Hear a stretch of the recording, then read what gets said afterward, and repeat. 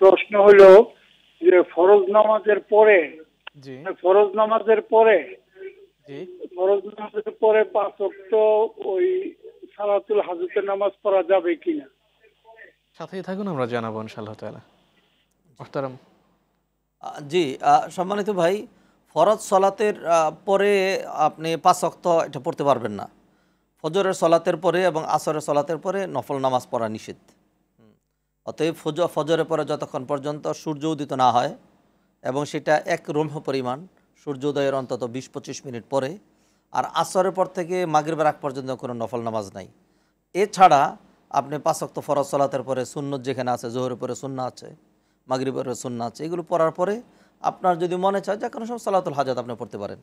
নবীজি সাল্লাল্লাহু আলাইহি ওয়াসাল্লাম হাদিসে বলছেন যে যখন তোমাদের কারো কোনো প্রয়োজন দেখা দেয় তাহলে সে যেন 2 রাকাত সালাত পড়ে আল্লাহর কাছে তার সেই মনোবাসনাটা তুলে ধরে। এটি হলো সালাতুল হাজাত অথবা প্রয়োজন পূর্ণ করার জন্য সালাত।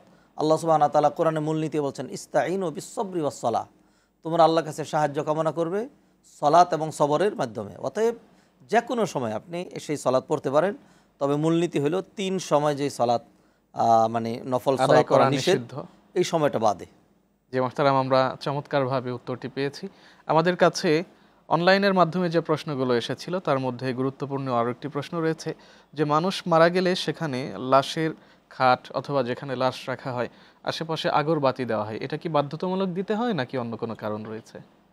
না, নিয়ম হলো যে লাশ যেখানে রাখা হবে, লাশকে সাদা কাপড়ে কাফন দেওয়া, লাশকে সুন্দর করে গোসল দেওয়া এবং লাশে কর্পূর দেওয়া যাতে দুর্গন্ধ না আসে। তো সেই ক্ষেত্রে যদি সেখানে কি বলে যে আতর, উদ, আরবরা যেগুলি দামিয়া ব্যবহার করে, এই সমস্ত দিলে তাহলে সেখান থেকে লাশ থেকে কোনো কিন্তু দুর্গন্ধ আসলো না। অথবা লাশটাকে তো সাজিয়ে দেওয়া হলো সুন্দর করে। তো আমাদের দেশের প্রেক্ষাপটে যেহেতু আগরবাতি যেটা, এটা আগর কাঠ থেকে হয়, আগর কাঠের অনেক কিন্তু দাম। এগুলো 1 কেজি কাঠ যেটা আমাদের দেশে হয়, আমাদের দেশে ব্যবহার হয় না, এটা সাপ্লাই হয়ে যায় বাহিরে। 1 কেজি কাঠের মূল্য 1.5 লাখ, 2 লাখ, 10 লাখ টাকা পর্যন্ত, আরও বেশি দাম আছে, এগুলো আরবরা ব্যবহার করেন।